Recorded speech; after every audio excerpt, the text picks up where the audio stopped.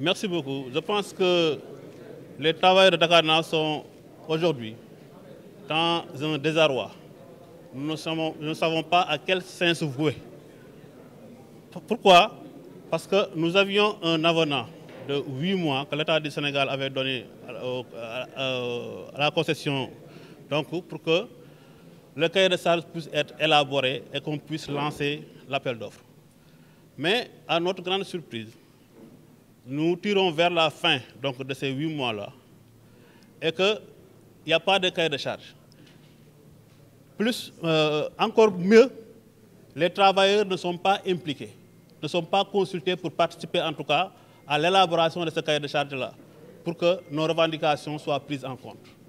Sur ce, nous voulons en tout cas tirer sur la sonnette d'alarme pour alerter les autorités au plus haut niveau, commençant par le président de la République, son Excellence M. Diomaye Faye, et son Premier ministre, M. Ousmane Sonko, qui pilote même ce dossier-là au niveau de la primature. Donc voilà le pourquoi de cette journée-là. On va parler de causation, mais on ne connaît pas les modalités, on ne connaît pas le contenu de cette causation-là. On nous a parlé juste de causation, mais dans quelle forme de causation il parle? Donc, nous, en tant que travailleurs, on n'est pas concernés, on ne nous a pas consultés pour nous dire voici les tenants et les aboutissants de cette causation-là. Donc, là, ça nous met en tout cas dans un désarroi total pour que nous puissions vraiment, dans l'avenir, voir le bout du tunnel. Il faut que les autorités nous aident.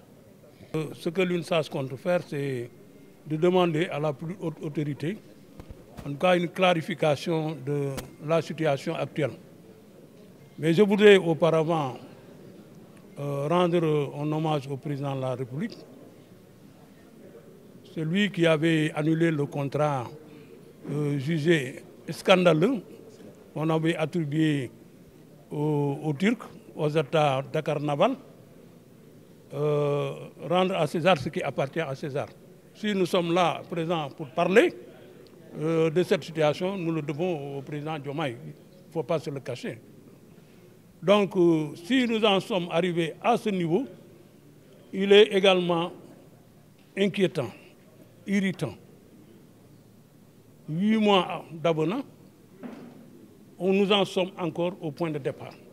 Cela veut dire que, donc, lorsqu'ils ont signé ce contrat scandaleux avec Osata Dakar Naval, il n'y avait pas de cahier de charge.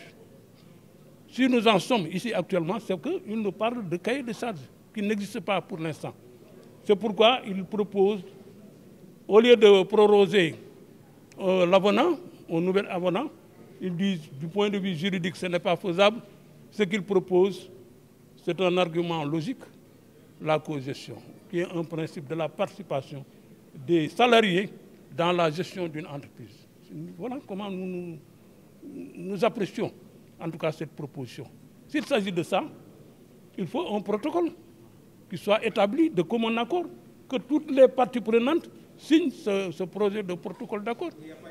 Non, il n'y a pas ils disent qu'un rapport sera établi, transmis au président de la République. Le président de la République a pris un décret pour mettre fin donc, aux fonctions du directeur général sortant, mais en nommant un nouveau directeur général de la CIRN, M. Babacar Faye, c'est à lui de venir parler aux travailleurs en présence du ministre et de la plus haute autorité.